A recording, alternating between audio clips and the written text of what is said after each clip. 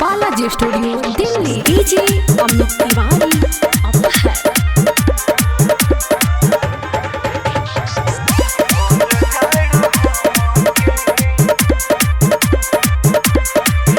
अभिषेक भइल शादी सुन जइबू ना, जाने अशोक के जड़ सह पैबू ना।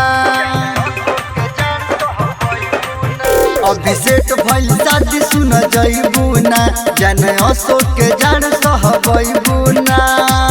कुछ दिन बाद जइबू दूसरे अंगनैया, भर जड़ हमके बनल रजैया, भर जड़ हमके बनल रजैया।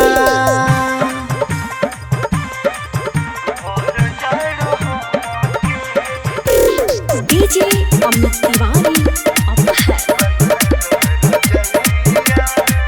अब तो जइबे करबू हो, मोहे बिसरबे करबू हो। अपना ससुरा जाके याद कहाँ करबे करबू हो। अब तो जइबे करबू हो, मोहे बिसरबे करबू हो। अपना ससुरा जाके याद कहाँ करबे करबू हो। पियावा के संगे जाके लड़बू लड़ैया, भर जड़ हमके बनल रजैया, भर जड़ हमके बनल रजैया।